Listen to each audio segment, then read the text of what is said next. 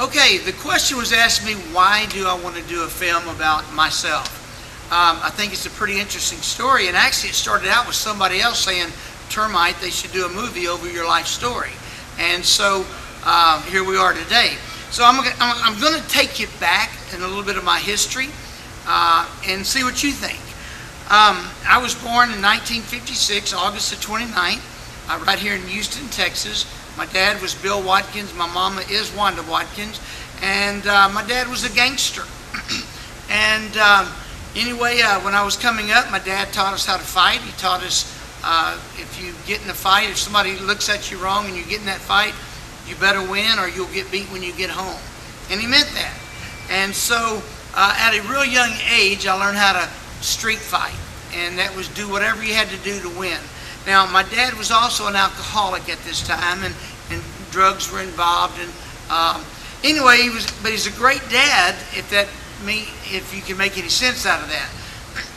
So anyway, up to the age of 10, I saw my dad hurt people. I saw him drink, drugs, all that kind of stuff. But at the same time, he was a fantastic dad. He coached baseball. Nobody really knew his outside life except for us, his family. At the age of 10, though, he came to church. Kind of an interesting story. He actually came to church in the building that we're in right now. He came here to actually whip the preacher. The preacher was named Brother John Brady, and his whole goal was that Brother John Brady was talking about his chickens. We had a backyard full of fighting roosters. My dad would gamble, and me and my brother, we danced at the chicken fights and stuff like that. But anyway, Brother John Brady was talking about his fighting roosters. And so he was going to come to church and he was going to whip the pastor. Well, the pastor didn't greet him that day, somebody else did. So my dad came back and was going to whip him again, and that night, and the pastor, when he reached his hand out, my dad was going to pop him. Well, he didn't reach his hand out, and he just said, Billy, we love you. And he couldn't fight those words, and that night he had an experience with Christ. Changed his life, and so he started changing his life, and he'd be living for Christ for a year maybe, and then the next year he may be drunk the whole year.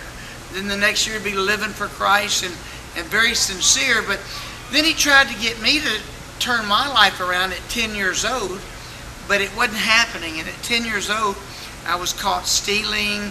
One time I actually whipped a guy and took him to his front door, knocked on his parents' door, and said, here's your son. He said something, so I whipped him. If he says it again, I'm going to do it again.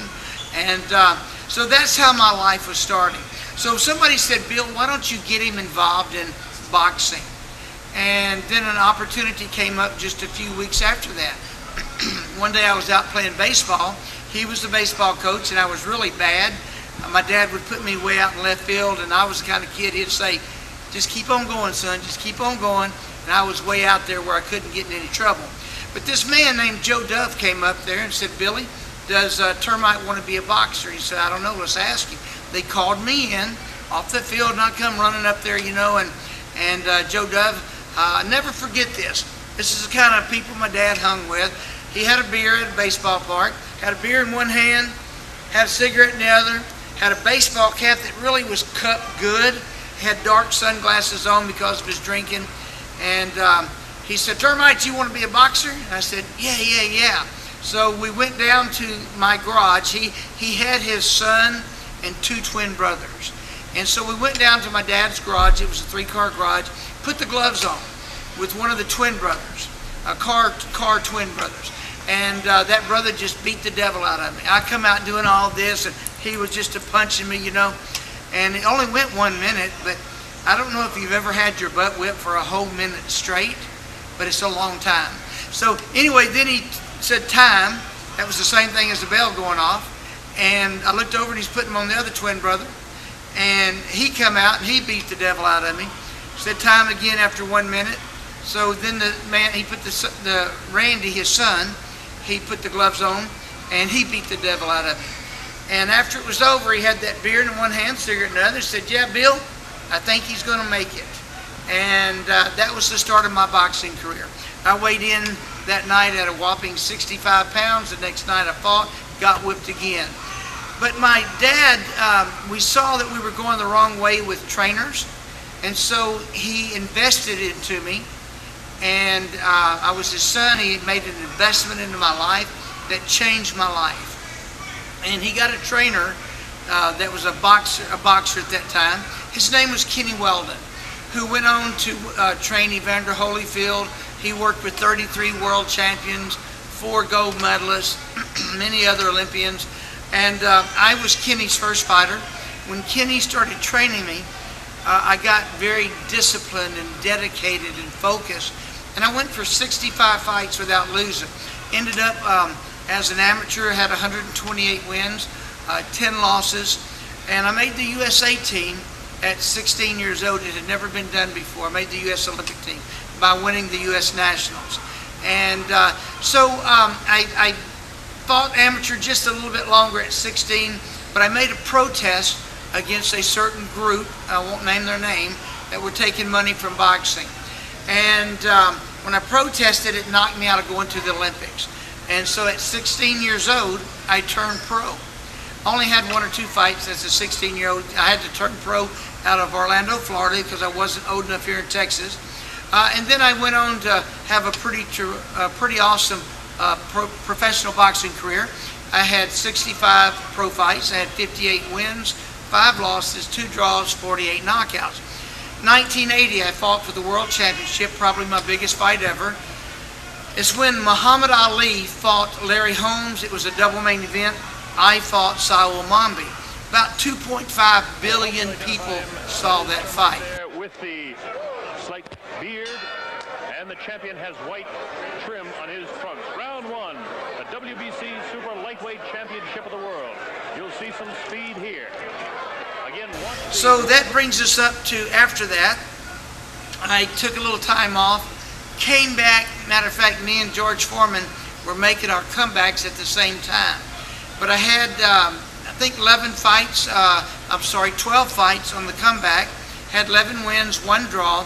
But I broke my wrist in one of my fights, and I broke the 3rd round. I did knock the guy out to the 8th round. So I ended up hurting my wrist real bad, and I retired. Next couple of years, I got involved in drugs. Okay, I just got involved, started doing cocaine, and for the next 4 or 5 years, I was just nothing to do with boxing and strung out on cocaine. But there come a time in my life that I had to get my act together. Thank God I had a wife that had some backbone, and she said it's either the cocaine or us, meaning my family.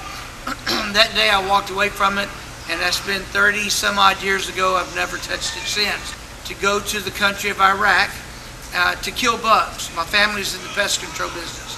And went to Iraq and to kill bugs, and I'm real big about taking a stand, and had a general started cussing me one day about bugs, and I took a stand against this general for cussing me. I don't like to be cussed, and I actually leaned over the table and told him, "Sir, no disrespect to you, but if you cuss me again, we're probably going to fight. You're probably not going to win." And he says, "Where are you from, boy?" I said, "I'm from Texas." He said, "You might know it'd be a crazy Texan that would take a stand against a general." And he says, "I'm going to give you 24 hours to get rid of my bug problem. If you don't get rid of my bug problem, I'm going to send your blankety blank back." So I told him, I said, "You just don't cuss me, I'll get rid of the problem." So it went from that, from killing bugs, to they found out that I was a professional fighter, former professional fighter. And I had Mr. Gefeller, who took over General Buck position. And one day they came to me and said, "What are the chances of getting the country of Iraq to the Olympics?" And I said, "You got a slim to none chance, maybe a 1 in a million." And he goes, "Great." He slammed his hand down on the desk. He said, "Great. All we need is the 1. We don't need the million." And he says, "I expect you to get it done." So that started a new venture in my life. I'm over in Iraq, and my job is to get Iraq to the Olympics. It's a pretty cool story. I won't go much into it, but they tried to kill me. They set bombs off at us and had bounties out for me. But we got Iraq to the Olympics. So I came back from Iraq, and kind of didn't know what to do with myself, and started back to work, and I had an opportunity to, one day my pastor and I were walking through the church gym, basketball gym, and he said, "Termite, this is your ministry." I said, "What do you mean?" He says, "Your boxing ministry. You should turn this into a gym, call it Fighter Nation."